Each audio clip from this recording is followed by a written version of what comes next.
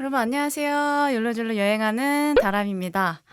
제법 선선한 바람이 부는 여름의 끝자락인데요.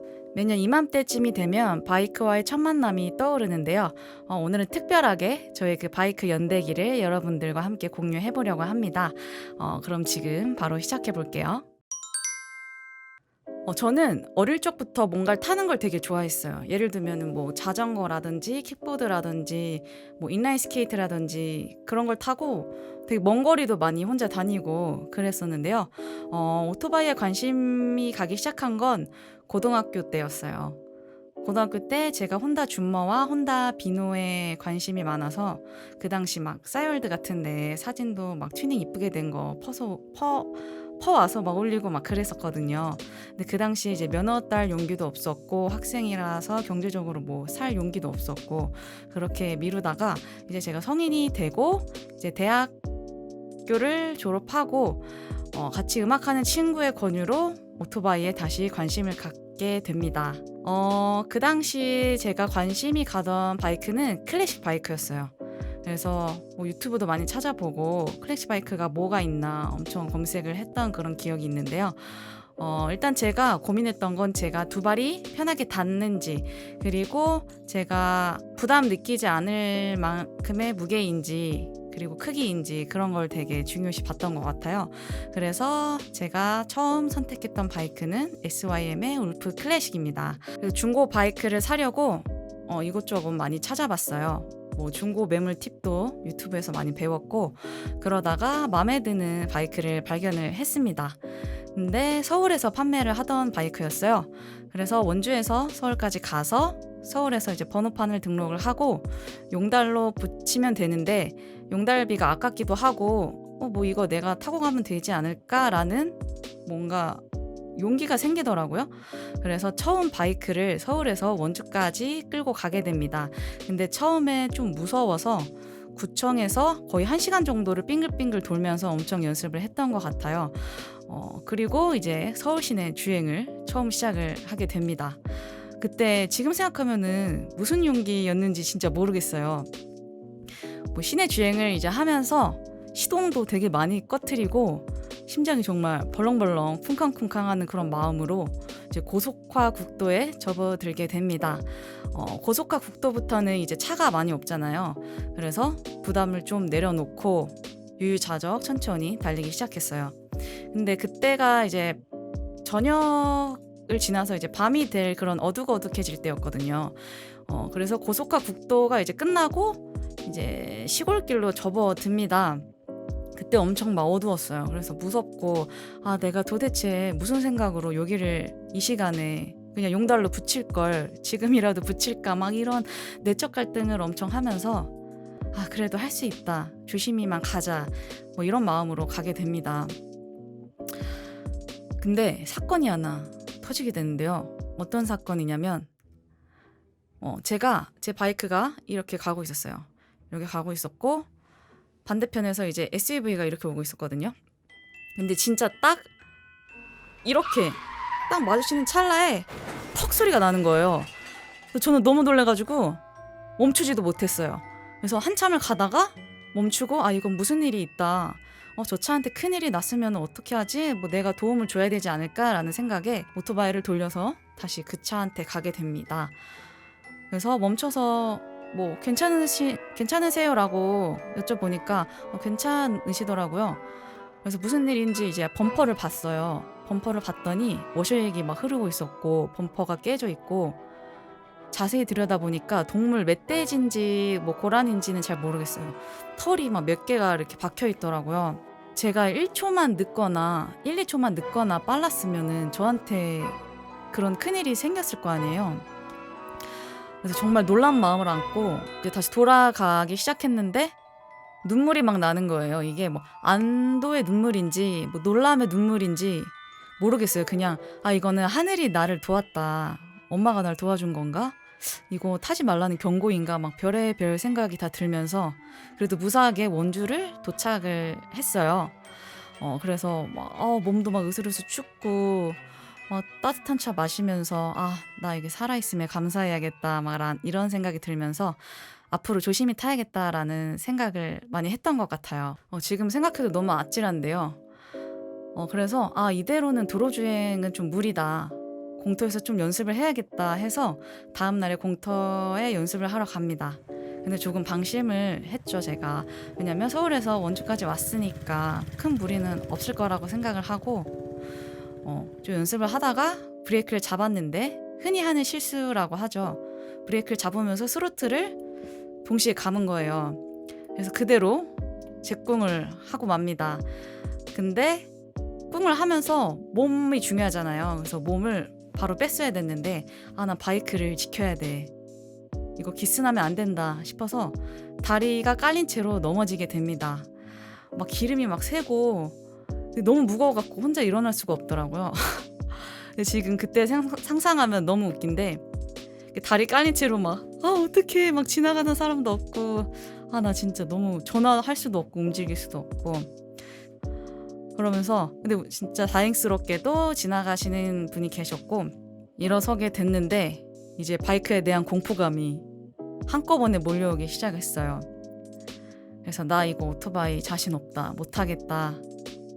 그래서 구매한 지 이틀 3일 만에 중고 장터에 내놓게 됩니다. 근데 그 바이크랑 저랑 인연이 아니었는지 내놓은 지 거의 한두 시간 만에 구매하시겠다는 분이 나타나서 또 가까운 데서 바로 오셔가지고 쿨하게 바로 또 사가셨어요. 그래서 저의 첫 바이크 라이프는 그렇게 끝이 나게 됩니다. 정말 울프와의 짧고 강렬한 그런 만남이었는데요. 울프를 보내고 한 1년쯤 지났나? 그때 다시 여름의 끝자락이 되자 이곳저곳 돌아다니고 싶은 마음이 막 피어오르기 시작했어요. 그래서 아프게 첫 바이크를 보냈어도 제가 이 오토바이에 대한 로망을 포기할 수 없다라는 생각이 들면서 그래 다시 재도전하자. 이거 왜 못해 진짜 나 바보 같네. 그냥 해보자 라는 생각에 두 번째 바이크를 물색하게 됩니다. 울프보다 시트고가 낮았으면 좋겠고 더 제가 다루기 쉬웠으면 좋겠다라는 그런 바이크를 찾아보기 시작했어요. 그래서 눈에 들어온 게 혼다의 MSX가 있었고 CG125가 있었고 슈퍼커브 등등이 있었는데 그중에 에이프 100을 발견하게 됩니다. 에이프를 보자마자 이 장난감 같은 사이즈는 뭐지? 라는 생각이 들면서 이거 정말 다루기 쉽겠다. 이거다 딱 이거다 라는 확신이 들더라고요. 그래서 그때부터 이제 중고 매물을 또 막 한참 찾아봤어요. 근데 마침 원주에 매물이 있는 거예요. 그래서 이건 운명이다. 빨리 사야겠다. 해서 마음 먹었을 때 또 바로 사게 됩니다. 그리고 나서 울프 때의 그런 끔찍한 경험을 하지 말자라는 생각으로 공터에서 이것저것 연습을 굉장히 많이 했어요. 예를 들면은 언덕에서 멈추고 출발하는 거, 그리고 기어 변속, 시동을 꺼트리지 않는 방법 이런 나름대로의 팁을 이렇게 연구를 하면서 연습을 했어요.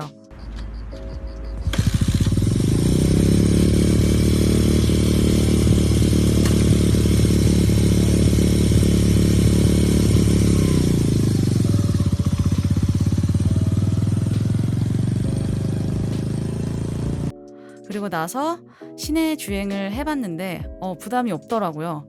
그런 용기를 가지고 이제 장거리 라이딩도 해보자. 그래서 첫 라이딩으로 경기도 광주까지 가게 됐어요.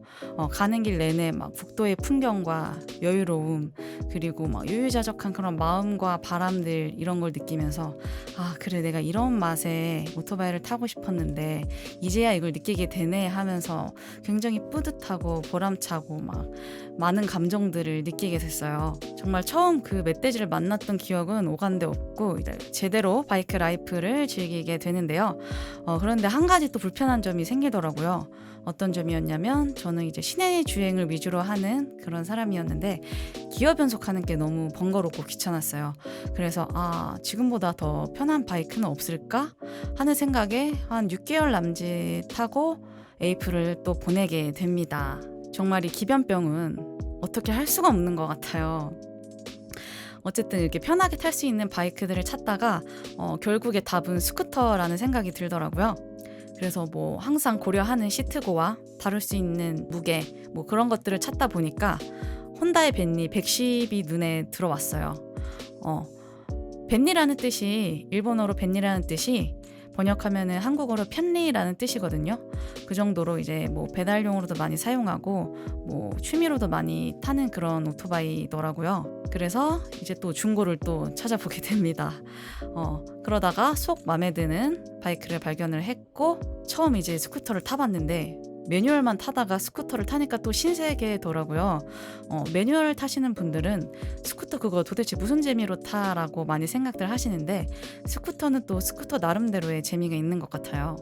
어쨌든 이때부터 저의 3보 이상 바이크 라이프가 시작이 됐어요. 윈드스크린도 있어가지고 주행풍에서도 막 엄청 자유롭고 이곳저곳 많이 돌아다녔던 것 같은데요. 특히 이 벤리로 장거리를 굉장히 많이 다녔어요.